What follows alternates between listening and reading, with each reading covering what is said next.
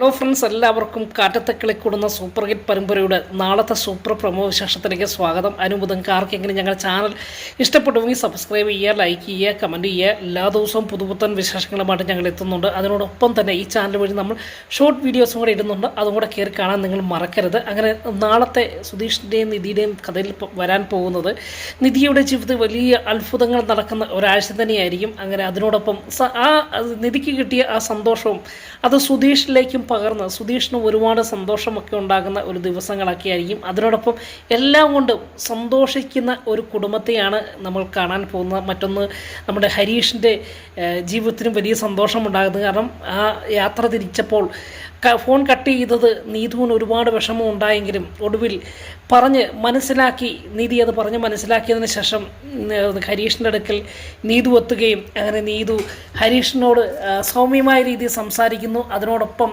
ഹരീഷും തനിക്കും അബദ്ധം പറ്റി നീതുവിനോട് കാര്യങ്ങൾ തുറന്നു പറഞ്ഞിരുന്നെങ്കിൽ ഇത്രയും വിഷയമുണ്ടാവില്ല എന്ന് മനസ്സിലാക്കി നീതുവിനോടും സൗമ്യമായി സംസാരിച്ച് അവരുടെ സ്നേഹബന്ധം അല്പം കൂടെ ദൃഢമാകുന്ന ഒരു മനോഹരമാകുന്ന നിമിഷങ്ങളൊക്കെ നാളത്തെ എപ്പിസോഡിലുമുണ്ട്. അതിനുശേഷം നമ്മൾ കാണാൻ പോകുന്ന നിധിക്ക് ജോലി ലഭിച്ചു. ആ ജോലി ലഭിച്ചത് നിധി മാക്സിമം എൻജോയ് ചെയ്യുകയാണ്. നിധി മാത്രമല്ല, സുധീഷും സുഭാഷും ഹരീഷും നികേഷൊക്കെ എൻജോയ് ചെയ്യുക കേട്ടോ. അങ്ങനെ ഭാസ്കരൻ പോലും ഇതിന് മുൻകൈയെടുക്കുന്ന ഒരു മനോഹരമാകുന്ന രംഗം കാണാം. അങ്ങനെ ഭാസ്കരൻ നിധിക്ക് ജോലി ലഭിച്ചു എന്നറിഞ്ഞതേ ഒരു വലിയ പടക്കം പൊട്ടിയിരും ആഘോഷങ്ങളൊക്കെ നടത്തുകയാണ്. ഈ സമയത്ത് എന്താണ് ആ വീട്ടിൽ ഒരു പടക്കം പൊട്ടിയിരും അതുപോലെ ആഘോഷവും എന്നറിയാൻ വേണ്ടി ഭാസ്കറിൻ്റെ സഹോദരി അതുവഴി വരികയാണ്. അങ്ങനെ വന്നു കഴിഞ്ഞപ്പോൾ എന്താണ് എന്ന് തൻ്റെ മറ്റ് അയൽവാസികളോട് ചോദിക്കുമ്പോൾ അവരൊക്കെ പറയുന്നു എന്താണെന്ന് അറിയത്തില്ല. എന്തായാലും ഭാസ്കരനും മക്കളും വളരെ സന്തോഷത്തിലാണ്. അതുപോലെ എന്തോ നല്ല കാര്യം അവരുടെ വീട്ടിൽ നടന്നു എന്ന് പറയാം. അപ്പോൾ ഇത് കേട്ടപ്പം നമ്മുടെ ഭാസ്കറിൻ്റെ സഹോദരിക്ക് അതങ്ങ് ഇഷ്ടപ്പെട്ടില്ല. ആ സമയത്താണ് ഭാസ്കരൻ്റെ സഹോദരി ഇങ്ങനെ ഒന്ന് ഒളിഞ്ഞു നോക്കുന്നത്.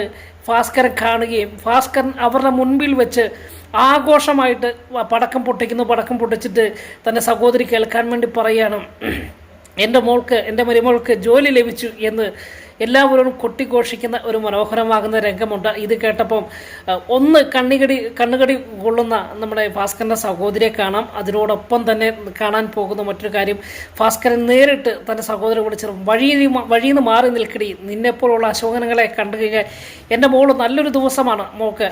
ആ മോള് ജോലിക്ക് പോകുമ്പോൾ എൻ്റെ മോളുടെ മുൻപിൽ വന്ന് നിൽക്കരുത് എന്നൊക്കെ പറഞ്ഞ് കളിയാക്കുകയും ചെയ്യുന്ന ഒരു മനോഹരമാകുന്ന രംഗമുണ്ട്. അപ്പം തിരിച്ചും പ്രതികരിക്കുന്ന ഭാസ്കരൻ്റെ സഹോദരി, എന്നാൽ ഭാസ്കരൻ്റെ മുൻപിൽ എല്ലാം അല്ലെങ്കിൽ പരാജയപ്പെട്ടു പോകുന്നൊരു രംഗം മാത്രമായിരിക്കും കാണുന്നത്. അതിനുശേഷം ഈ പടക്കം പൊട്ടിയതിനിടയിൽ ഭാസ്കരൻ്റെ കൈ അല്പം പൊള്ളുന്നുണ്ട് കേട്ടോ. ഈ പൊള്ളുമ്പോൾ പെട്ടെന്ന് നിധിയോട് ചെന്ന് കയ്യിൽ പിടിക്കുകയും അപ്പം നിധിയോട് പറയും, ഇല്ല മോളെ എനിക്കൊന്നും പറ്റിയില്ല, അത് പടക്കം പൊട്ടിയതല്ലേ, സാരമില്ല, ഒന്നും പറ്റിയില്ല എന്ന് പറഞ്ഞ് ഭാസ്കരൻ ആ മുറിവുകൾ കാണിക്കാതെ, നിധിയെ കാണിക്കാതെ മോൾ ഇറങ്ങി സമയം പോകുന്നു എന്ന് പറഞ്ഞ് നിധിയെ ആശ്വസിപ്പിച്ച് ആ സുധീഷിനോടൊപ്പം യാത്ര അയക്കുന്ന ഒരു മനോഹരമാകുന്ന രംഗമുണ്ട്. ആ സമയത്തും ഭാസ്കരൻ്റെ കയ്യിൽ ആ പടക്കം പൊട്ടിച്ചതിൻ്റെ വേദന, പടക്കം പൊട്ടിച്ച് പൊള്ളിയതിൻ്റെ വേദനയൊക്കെ അടക്കി പിടിക്കുന്ന കാണാം. അതുപോലെ സുഭാഷിനോടും ഹരീഷിനോടും നികേഷിനോടും ഭാസ്കരനോടൊക്കെ അനുവാദം മേടിച്ച് നിധി പുതിയ ഒരു ജീവിതത്തിലേക്ക്, ഒരു ജോലിയിലേക്ക് പ്രവേശിക്കുന്ന ഒരു മനോഹരമാകുന്ന രംഗമുണ്ട്.